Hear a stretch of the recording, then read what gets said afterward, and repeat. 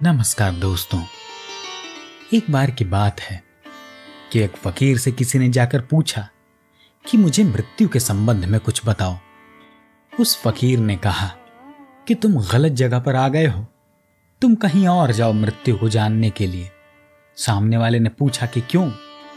तब इसने जवाब दिया कि पहले जब मैं अकेला नहीं हुआ था, मैं भी सोचता था मृत्यु को, और जब मैं परम एकांत और अकेलेपन को जाना है तो मैंने जाना कि मृत्यु तो बिल्कुल नहीं है, जो है वह जीवन है।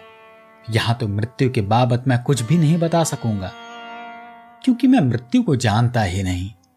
मैंने तो जीवन को जाना है। हम मृत्यु से घबराए हुए नहीं हैं, हम घबराए हुए हैं अकेलेपन से। मित्र छूट जाएंगे, पत्नी, पिता, माँ, भाई बहन सब छूट जाएंगे। वह जो अकेलापन रह जाएगा, उससे हम घबराए हुए हैं। तो जो व्यक्ति जीवित रहते हुए अकेलेपन के स्वाद का अनुभव कर लेता है, उसे मृत्यु का भय विलीन हो जाता है। वह पाता है मृत्यु तो है ही नहीं, वह जीवन को, शाश्वत जीवन का अनुभव कर लेता है। उसी शाश्वत जीवन का नाम है परमात्मा।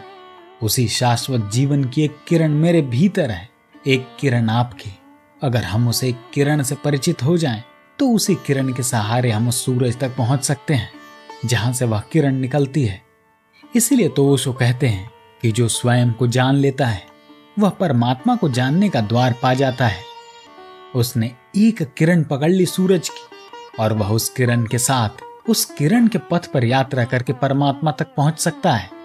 लेकिन जो स्वयं को नहीं जानता, जिसने एक किरण भी नहीं जानी, वह परमात्मा तक जाने का उसके पास कोई मार्ग नहीं है। और यह भी स्मरण रखिए कि आपकी किरण को मैं नहीं जान सकता, क्योंकि जब मैं अपनी ही किरण को नहीं जान सकता हूं, तो आपकी किरण को क्या जानूंगा।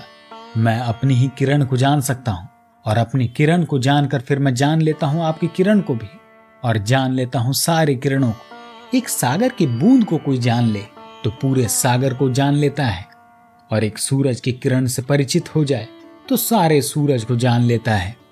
लेकिन वह किरण है स्वयं की, और उस किरण को जानने के लिए अकेला और एकांत होना बहुत जरूरी है। उसे चाहे ध्यान कहें, लेकिन ध्यान का मतलब किसी का ध्यान नहीं है, क्योंकि किसी का ध्यान किया तो संग शुरू हो जाएगा, साथ शुरू हो जाएगा। ध्यान का अर्थ है अकेला होना, जहां कोई भी नहीं है, जहां बिल्कुल अकेला मैं रह गया, और कोई भी नहीं है। कोई विचार नहीं, कोई कल्पना नहीं, कोई प्रतिमा नहीं, कोई सगी नहीं, कोई साथी नहीं, एकदम अकेला। इस अकेलेपन से ही स्वयं का बोध होता है।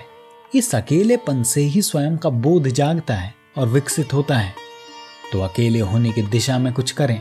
सत्संग न खोजें, अकेला होना खोजें, सहारा न खोजें, बेसहारा हो जाएं, आलंबन न खोजें, निरालंब हो जाएं। तभी कुछ होगा, तभी कुछ हो सकता है। उसके अतिरिक्त कुछ भी नहीं है, कभी कुछ होगा भी नहीं। जब भी कुछ होगा तो उसी एकांत में होगा। जीवन में जो श्रेष्ठ है, वह सुंदर है, वह शिव है। वह अकेले में जाना गया है, भीड़ में नहीं, साथ में नहीं। बुद्ध को भी भीड़ से अलग होना हुआ बुद्ध बनने के लिए।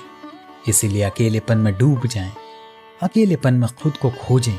आप पाएंगे ये अद्भुत शांति और सुकून जो आपके जीवन से अभी तक गायब है। अगर विचार पसंद आया हो तो चैनल को सब्सक्राइब करना ना भूलें। धन्यवाद।